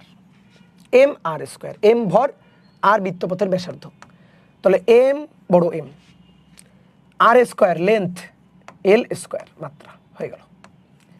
একক কেজি মিটার স্কোয়ার একক, ডান। জড়তার ভ্রামক দেখছো কতগুলো মাত্রা আমরা বের করে ফেললাম। ওকে, 21 নম্বর বলা হচ্ছে দৈর্ঘ্য বিকৃতি। দৈর্ঘ্য বিকৃতি এটা তুমি পড়ে আসছো না? একটা তারকে টেনে লম্বা করব, ইয়ং গুণাঙ্ক, দৈর্ঘ্য বিকৃতি, পীড়ন 9 10 ছিল তো। দৈর্ঘ্য বিকৃতি হচ্ছে একক দৈর্ঘ্যের পরিবর্তন। ধরো আদিতে দৈর্ঘ্য ছিল বড় হাতের এল, এল দৈর্ঘ্যের পরিবর্তন ছোট হাতের এল, একক দৈর্ঘ্যের পরিবর্তন ছোট হাতের এল বাই বড় হাতের এল। একক দৈর্ঘ্যের যে পরিবর্তন সেটাই হচ্ছে দৈর্ঘ্য বিকৃতি, ছোট এল বাই বড় এল। এই ছোট এল হচ্ছে দৈর্ঘ্যের পরিবর্তন, বড় এল হচ্ছে আদি দৈর্ঘ্য। দৈর্ঘ্যের পরিবর্তন আদি দৈর্ঘ্য, বুঝছো? দুটোই দৈর্ঘ্য। বলো মাত্রা কি ভাই? দৈর্ঘ্যের মাত্রা এল, দৈর্ঘ্যের মাত্রা এল, এল এল কাটাকাটি করে 1, তাহলে মাত্রা কি? মাত্রা হচ্ছে 1, মাত্রা নাই। এই নাই মাত্রাটাকে আমরা কিভাবে লিখবো? কোনো রাশির যদি মাত্রা না থাকে তাকে আমরা কিভাবে লিখবো জানো? আমরা কি বলছি? কোনো ভৌত রাশিতে উপস্থিত মৌলিক রাশিগুলোর সূচককে মাত্রা বলে। তাহলে ভৌত রাশি দৈর্ঘ্য বিকৃতি, তাতে উপস্থিত দুটো রাশি এল এল, দুটো রাশি, তাহলে সূচককে মাত্রা বলে। সূচক পাওয়ারকে মাত্রা বলে। তো পাওয়ার দেখো, এই দেখো এইদিকে তাকাও, পাওয়ার এই যে দেখো 1, এল এল কেটে 1, 1কে আমরা এভাবে লিখবো না, 1কে লিখবো m0 l0 t0, মানেই তো 1। বলো m0 মানে কি? 1, তাহলে m0 l0 t0, অর্থাৎ m এর সূচকও নাই, এল এর সূচকও নাই, টি এর সূচকও নাই, তাহলে সূচক 0, সূচক 0। কোনো রাশির মাত্রা নাই, এই মাত্রা নাই মানে কিন্তু 0 না, মাত্রা নাই মানে 1, মাত্রা নাই মানে 1। অথবা দেখো সূচক মাত্রা, সূচককে আমি যদি 0 লিখতে চাই তাহলে সূচকে 0 লিখতে হবে, m0 l0 t0 এভাবে লিখতে হবে। বুঝতে পেরেছো? তাহলে মাত্রা নাই মানে কি? শুধু 0 বসাবো? মাত্রা নেই মানে 1 বসাবো, আর যদি 0 বসাইতে হয় সূচকে 0 বসাবো। একক কি হবে? একক নেই, একক নেই, এই যে একক নেই। এবার দৈর্ঘ্য বিকৃতি গেল। দৈর্ঘ্য পীড়ন, পীড়ন শুনছো? পীড়ন আর চাপ, পীড়ন এবং চাপ এই দুটোর মাত্রা একক একই, কিন্তু রাশি ভিন্ন রাশি। পীড়ন এবং চাপের মধ্যে পার্থক্য আছে, বাট সূত্র একই। পীড়নের সূত্র হচ্ছে F/A, একক ক্ষেত্রফলে প্রযুক্ত প্রত্যয়নী বল বা বিকৃতি প্রতিরোধকারী বলকে পীড়ন বলে। তাহলে F/A, বলো কি হবে? F/A, F ball m l t⁻², a ক্ষেত্রফল l স্কোয়ার, তাহলে নিচে একটা l, তাহলে m নিচে একটা l, উপরে গেল l-1 t⁻²। ঠিক আছে? দেখো চাপের মাত্রা আর এর মাত্রা সেম। একক হচ্ছে kg per metre per second square, এবং আরও একটা একক আছে সেটা হচ্ছে প্যাসকেল, আরও একটা একক আছে সেটা হচ্ছে নিউটন পার মিটার স্কোয়ার। এবার আসো ইয়ং গুণাঙ্ক, তোমার পরিচিত রাশি ইয়ং গুণাঙ্ক। ইয়ং গুণাঙ্ককে y দিয়ে প্রকাশ করা হয়। ইয়ং গুণাঙ্কের সূত্র কি? f বড় হাতের l ডিভাইডেড বাই a ছোট হাতের l, দ্যাট ইজ ইয়ং গুণাঙ্ক। f বড় হাতের l ডিভাইডেড বাই a ছোট হাতের l। f বল m l t⁻², l দৈর্ঘ্য, তাহলে তার তো লেন্থই, a ক্ষেত্রফল মিটার স্কোয়ার, লেন্থ স্কোয়ার, ছোট হাতের l দৈর্ঘ্য একটা l। তাহলে দেখো তো কি থাকলো? এই l কেটে দাও, তাহলে উপরে একটা l, নিচে দুটো l, তাহলে কাটাকাটি করে নিচে একটা l, সেটা উপরে গেল l⁻⁻1। হিসাব বুঝতেছো তো? l স্কোয়ার, তাহলে নিচে একটা l, উপরে গেল l⁻⁻1 t⁻²। দেখো পীড়ন এবং ইয়ং গুণাঙ্কের মাত্রা একই, দেখো একই মাত্রা। কেন? পীড়ন মানে কি? পীড়ন মানে F/A, আর ইয়ং গুণাঙ্ক মানে কি? পীড়ন বাই বিকৃতির অনুপাতকে ইয়ং গুণাঙ্ক বলে। হুকের সূত্র পড়ো নাই? ছিল কিন্তু তোমাদের। পীড়ন বাই বিকৃতির রেশিওকে বলা হয়। বিকৃতির তো কোনো মাত্রা নেই 1, আর পীড়নের মাত্রা হচ্ছে এইটা, তাহলে M L to the power -1 T to the power -2, তাহলে ইয়ং গুণাঙ্কের মাত্রা তো এটাই হবেই, তাই হয়েছে। এককও একই রকম, kg per metre per second square, pascal অথবা নিউটন পার মিটার স্কোয়ার। বলো বুঝছো কিনা, বুঝতে পারছো কিনা? তারপর তরঙ্গ দৈর্ঘ্য, তরঙ্গ দৈর্ঘ্য, তরঙ্গ দৈর্ঘ্যকে কি দিয়ে প্রকাশ করা হয় বলো তো? ল্যামডা দিয়ে। তরঙ্গ বেগ, তরঙ্গ দৈর্ঘ্য আর কম্পাঙ্কের মধ্যে একটা বিখ্যাত সূত্র আছে, v equal to f lambda. তাহলে lambda equal to v by f না, ভি ডিভাইডেড বাই এফ না? তাহলে ভি হচ্ছে বেগ, বেগ L T to the power -1, R F কম্পাঙ্ক, কম্পাঙ্কের মাত্রা বের করছি আমরা টি টু দি পাওয়ার -1। তাহলে টি to the power -1, T to the power -1 কেটে দাও, কেটে দিলে কি হবে? এল। আরে এলই তো হবে, তরঙ্গ দৈর্ঘ্য তো দৈর্ঘ্য, তো দৈর্ঘ্যের মাত্রা কি হবে? এল হবে, সেটাই হচ্ছে একক। কি হবে? একক হচ্ছে মিটার। বুঝতে পারছো? 25 নম্বর পৃষ্ঠটান, এটা হচ্ছে তরলের একটা ধর্ম। 7 নম্বর চ্যাপ্টারে পৃষ্ঠটানকে আমরা পড়ব। পৃষ্ঠটানকে টি দিয়ে প্রকাশ করা হয়, পৃষ্ঠটান সারফেস টেনশন টি দিয়ে প্রকাশ করা হয়। টি হচ্ছে এফ ডিভাইডেড বাই এল, একক দৈর্ঘ্যে প্রযুক্ত বলকে বলা হয় পৃষ্ঠটান, F divided by L. F বল M L T to the power -2 divided by L, তাহলে এল এল কাটাকাটি চলে গেল, কাটাকাটি চলে গেলে থাকলো M T to the power -2। এটা হচ্ছে পৃষ্ঠটানের, পৃষ্ঠটানের মাত্রা। পৃষ্ঠটানের একক কি? একক হচ্ছে kg per metre, sorry kg per second square, এই যে এটা। অথবা আরেকটা একক আছে, আরেকটা একক আছে, এককটা হচ্ছে এফ কি নিউটন, এল কি মিটার, তাহলে newton per metre, newton per metre, এটা একটা একক। বুঝতে পারছি? সহজ জিনিস না? দেখো আমরা এতক্ষণ যাবৎ যে মাত্রাগুলা বের করছি সেটা হচ্ছে আমাদের ফার্স্ট ইয়ারের বইয়ের যে চ্যাপ্টারগুলো আছে সেই চ্যাপ্টারগুলোর বিভিন্ন রাশির মাত্রা। ওকে, এইবার আমরা একটু সেকেন্ড পার্টে যাব। সেকেন্ড পার্টে কিছু মাত্রা বের করব, সেকেন্ড পার্টে বিভিন্ন রাশির কিছু মাত্রা বের করব, বিশেষ করে তড়িৎ, স্থির তড়িৎ, চলতড়িৎ রিলেটেড। মজার ব্যাপার হচ্ছে দেখো আমরা এ পর্যন্ত যে মাত্রাগুলো বের করছি সেটা হচ্ছে এম এল টি এর উপর বেস করে। দেখো এখানে কিন্তু কোনো মূল সংখ্যা আসে নাই, পদার্থের পরিমাণ মূল সংখ্যা আসে নাই, তাপমাত্রা আসে নাই, তড়িৎ প্রবাহ আসে নাই। তাহলে এবার আমরা ওইগুলো একটু আনবো, দেখি কি হয়। সহজ, খুবই সহজ। এটা কত গেল? এটা গেল 25। ওকে, এবার আসো 26। তুমি আমাকে বলো তো তড়িৎ প্রবাহের মাত্রা জানো? হ্যাঁ জানো তো, এটা তো মৌলিক রাশি।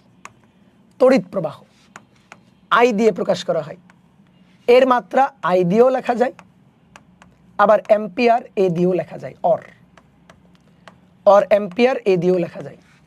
আর একক কি? একক হচ্ছে অ্যাম্পিয়ার, একক। বুঝতে পারছো? এবার 27 নম্বর, 27 নম্বর হচ্ছে তড়িৎ আধান বা চার্জ, তড়িৎ আধান বা চার্জ কিউ। তড়িৎ প্রবাহ কি রাশি?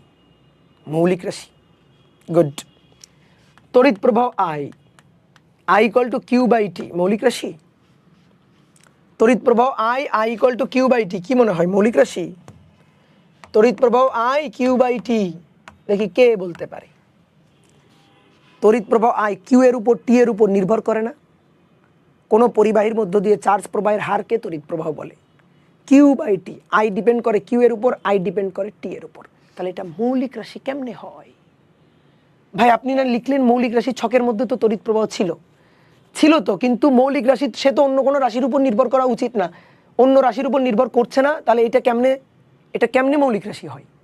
হাই হাই, বলো কি হচ্ছে? এটা কি মৌলিক রাশি? বলো ভাই, এটা তো প্যাচ লেগে গেল, এটা তো মৌলিক রাশি হওয়ার কথা না, কিন্তু আবার ছকে লেখা আছে মৌলিক রাশি। শোনো, তড়িৎ প্রবাহ মৌলিক রাশি, তড়িৎ প্রবাহ মৌলিক রাশি। বেগ V equal to S by T না, তাই না? আমি যদি এখন বলি যে এস ইকুয়াল টু ভিটি, তাহলে এস কি? সরণ। সে কার উপর ডিপেন্ড করে? বেগের উপর, সময়ের উপর। তাহলে সরণ বেগ এবং সময়ের উপর ডিপেন্ড করে, তাহলে সরণ যৌগিক রাশি। বলো এটা কি বলা যাবে যে ভাই বেগ তড়িৎটা যৌগিক রাশি, সে স্মরণ আর সময়ের উপর ডিপেন্ড করে। স্মরণ, বেগ আর সময়ের উপর ডিপেন্ড করে না। তুমি এরকম কোনাকুনি সূত্র লিখে বিভিন্ন প্যাচ লাগাইতে পারো, এখানে সেরকম একটা প্যাচ লাগানো হয়েছে। শোনো, তড়িৎ প্রবাহ মৌলিক রাশি, এটা যৌগিক রাশি না। তাহলে যৌগিক রাশি কে জানো? যৌগিক রাশি Q. Q equal to I T. Q equal to I T. কেউ যদি তোমাকে বলে এই দেখো আই কিউ এবং টি এর উপর নির্ভর করে, তুমি তাকে বলবা না, আই কিউ এবং টি এর উপর নির্ভর করে না, গুণ করো কিউ ইকুয়াল টু আইটি। তাহলে কিউ আই এর উপর এবং কিউ টি এর উপর নির্ভর করে, অর্থাৎ কিউ এটা হচ্ছে যৌগিক রাশি। যৌগিক রাশি যেটা তড়িৎ প্রবাহ এবং সময় এই দুইটা মৌলিক রাশির উপর নির্ভর করে। তাহলে ব্যাপারটা বুঝছো? বুঝতে পেরেছো? তড়িৎ প্রবাহ মৌলিক রাশি, ঠিক আছে, এটা কারো উপর নির্ভর করে না। Q equal to I T, Q I আর টি এর উপর নির্ভর করে, অর্থাৎ কিউটা যৌগিক রাশি, কিউ কিন্তু মৌলিক রাশি না। তাহলে কাহিনীটা হচ্ছে এইটা। তাহলে এটা কিন্তু মাথায় রাখবা, এটা তুমি তোমার কোনো বন্ধুকে ধরেও দেখবা পারবে না। তড়িৎ আধান বা charge Q, Q equal to কী হবে? ওই যে লিখছি একটু আগে, Q equal to I T. I এর মাত্রা আই বা এ, যে যেভাবে লিখে, কোনো বইয়ে এ দিয়ে লিখছে, কোনো বইয়ে আই দিয়ে লিখছে, ভাই তুমি যেভাবে লিখবা লিখবা। টি কি? টি হচ্ছে সময়, তাহলে সময় হচ্ছে সেকেন্ড, তাহলে সময় হচ্ছে টাইম, তাহলে I into T, IT, IT or এটি, অর এটি, যে যেভাবে লিখে, কোনো বইতে এ দিয়ে লিখে, কোনো বইতে আই দিয়ে লিখে, তোমার যেটা খুশি লিখবা। একক কি হবে? একক হবে কিউ এর একক। কিউ এর একক হচ্ছে আই টি। আই কি? অ্যাম্পিয়ার, টি কি? সেকেন্ড, তাহলে অ্যাম্পিয়ার সেকেন্ড এএস, অথবা আরেকটা একক আছে কুলম, সি দিয়ে লেখা হয়, কুলম। ওকে, এবার 28 নম্বর। 28 নম্বর হচ্ছে তড়িৎ প্রবাহ গেল, তড়িৎ আধান গেল, তড়িৎ বিভব। তড়িৎ বিভব, বিভব ভি, আশা করি তোমাদের সূত্র মনে আছে। বিভব V equal to W divided by Q, W equal to V Q, আশা করি এই সূত্র জানো তুমি। তাহলে ভি ইকুয়াল টু হবে ডাব্লিউ বাই কিউ। ডাব্লিউ মানে কি? কাজ বা শক্তি। তাহলে কাজের মাত্রা কি? কাজের মাত্রা, বলের মাত্রা M L T to the power -2, তার সাথে আবার দৈর্ঘ্য, লেন্থ, সরণ গুণ, তাহলে M L square T to the power -2। তাকে আমরা ভাগ দিচ্ছি কি দিয়ে? কিউ দিয়ে। কিউ এর মাত্রা কত? এ টি, আমরা এ দিয়ে লিখলাম, ঠিক আছে, তুমি আই দিয়েও লিখতে পারো, কোনো আপত্তি নেই কিন্তু, হ্যাঁ। তাহলে দেখো কি দাঁড়াচ্ছে, এ যদি উপরে ওঠে তাহলে এম এম এল উপরে দুটো, নিচে কিছু নেই, তাহলে এল স্কোয়ার। টি উপরে -3, -2, নিচে একটা, তাহলে টি -2 -1 -3, নিচে এ আছে এ to the power -1, A to the power -1। এই যে এটা তড়িৎ বিভব। বিভবের একক কি? বিভবের একক ভোল্ট, ঠিক আছে। এককগুলোকে আমরা এখন ছোট ছোট একক লিখি। তুমি লিখতে পারো এম কেজি লিখতে পারো, তারপরে এটাকে মিটার স্কোয়ার লিখতে পারো, তারপরে পার মানে সেকেন্ড কিউব, তারপরে এটা অ্যাম্পিয়ার, এভাবে লিখতে পারো। কিন্তু বড় একক, এত বড় একক আসলে আমরা ব্যবহার করি না, আমরা একক ব্যবহার করি ছোট ছোট এককগুলো। তো এখন আমরা ছোট একক লিখলাম ভোল্ট। এবার আসো 29 হচ্ছে রোধ। রোধ পারবা? হ্যাঁ, V equal two IR. V equal two IR যদি হয়, ভি ইকুয়াল টু যদি আইআর হয়, ফেসবুকে কি লাইভ কেটে গেছে? হাই হাই, ফেসবুকে তো লাইভ কেটে গেছে কেন?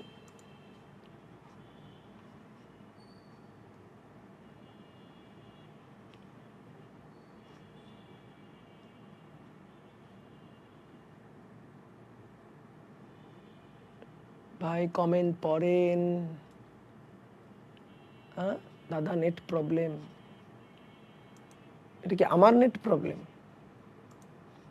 আচ্ছা, যারা ওয়েব অ্যাপে আছো তাদের কি কোনো নেট প্রবলেম করতেছে?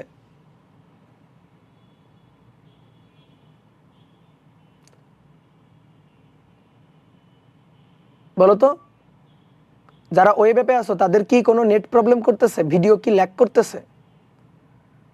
না না না না না না না না না না না। আচ্ছা, নেট ক্লিয়ার।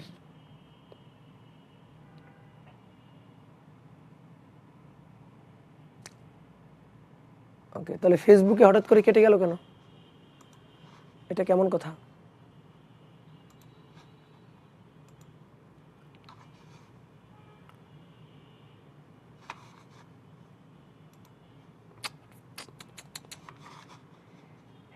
এটা তো ভালো কথা না।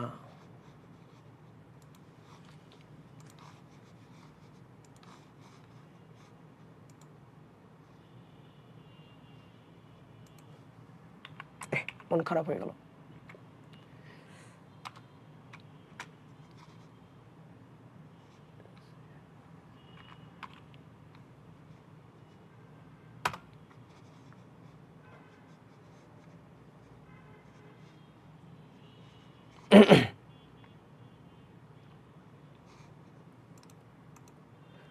দাঁড়াও একটু দাঁড়াও।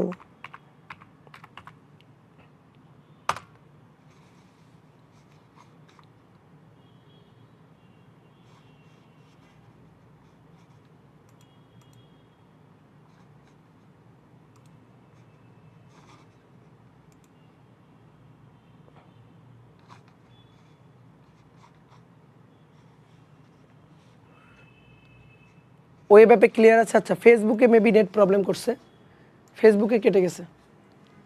ঠিক আছে, আচ্ছা যাই হোক, আমরা এই কটা শেষ করি তাহলেই হবে। ঠিক আছে, এই কটা শেষ করবো তাহলেই হবে।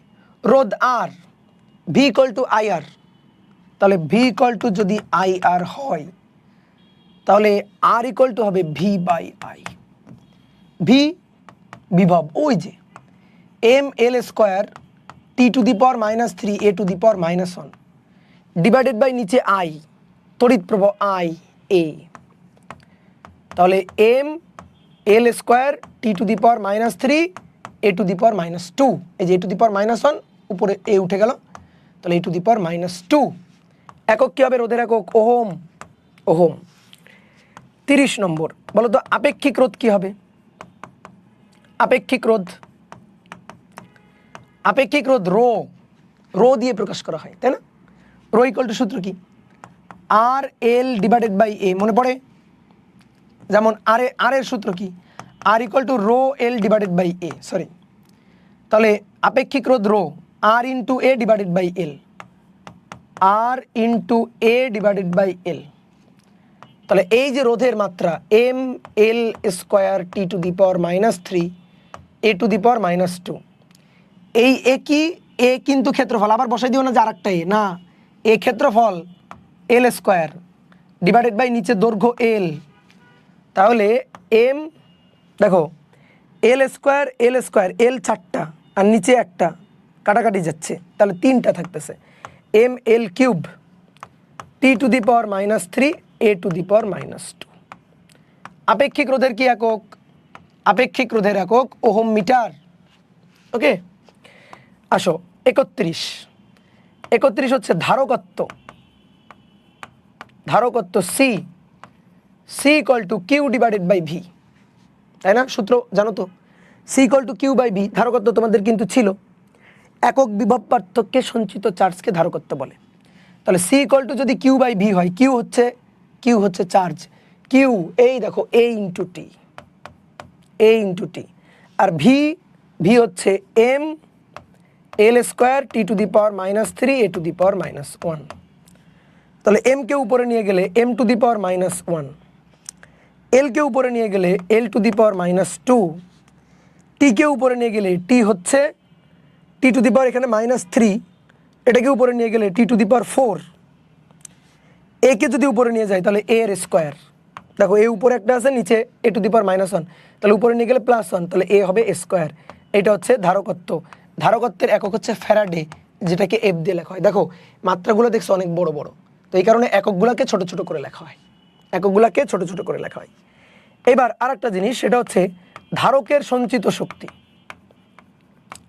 ধারকের সঞ্চিত শক্তি, ধারকের সঞ্চিত শক্তি সূত্র U equal to half C V square. মাত্রা বের করো তো, মাত্রা বের করো তো। U equal to half C V square, মাত্রা বের করো তো। হাফের কোনো মাত্রা আছে? নেই। সি কি? ধারকত্ব। ওই যে ধারকত্ব, দেখো তাকাও, লেখাবাদ M to the power -1 L to the power -2 T to the power 4 A to the power 2 লিখলাম। ভি এর স্কোয়ার, ভি কই?